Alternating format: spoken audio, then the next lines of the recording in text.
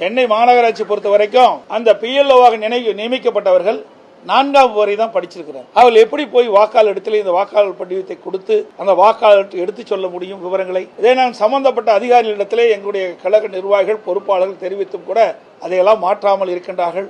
வேண்டுமென்றே திட்டமிட்டு SIR பணி முறையாக நடைபெறக்கூடாது என்று பல அதிகாரிகள் இதற்கு எதிராக செயல்பட்டுக் கொண்டிருக்கின்றார்கள். இந்த அரசாங்கம் அவர்களுக்கு வாய்மொழி உத்தரவாக பிறப்பிக்கப்பட்டிருப்பதாக எங்களுக்கு தகவல் கிடைத்திருக்கின்றது. இது மிக மிக கண்டனத்துக்குரியது.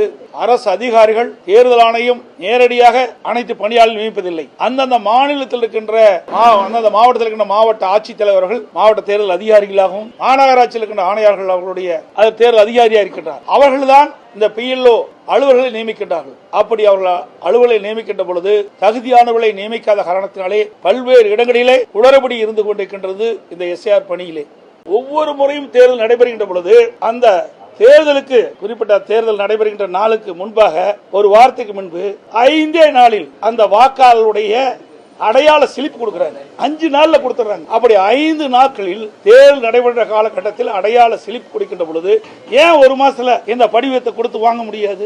திட்டமிட்டு வேண்டும் என்றே அவதூறு பிரச்சாரத்தை பரப்பி வராங்க. சென்னை மாநகராட்சி மற்றும் பல்வேறு மாவட்டங்களில் சட்டமன்ற தொகுதியில் குறைஞ்சபட்ச எடப்பாடி என்ற 5600 பேர் இறந்தவர்கள் மட்டும் தொடர்ந்து வாக்காளர் பட்டியலில் இடம்பெற்றுள்ளார். கழகத்தின் சார்பாக இந்த SIR வருவதற்கு முன்பாகவே இறந்தவர்கள் வாக்காளர் பட்டியலில் இறந்தவர்களை வாக்காளர் பட்டியலில் விடுவிக்க வேண்டும். இரட்டை வாக்காளர் 2 இடத்தில் வாக்காளர் அவருடைய பெயர், குடி நகரத்திலிருந்து அந்த வீட்டிலிருந்து வேறு வீடுக்கு மாறி போய் பல ஆண்டு இருந்தா அவருடைய பெயர், அதோட போலி வாக்காளர், இதையெல்லாம் கண்டறிந்து முறையாக மாவட்ட ஆட்சித்தலைவருக்கு சுமார் 10,000 பேர் எடப்பாடி சட்டமன்ற தொகுதி மட்டும். சேலம் மாவட்டத்தில் ஒவ்வொரு சட்டமன்ற தொகுதியிலும் பல்லாயிரக்கணக்கான வாக்காளர் இருக்கிறாங்க. பல ஆண்டுகளாக வாக்காளர் பட்டியலில் இறந்தவருடைய பெயர்கள் தொடர்ந்து இடம்பெற்று வந்தன.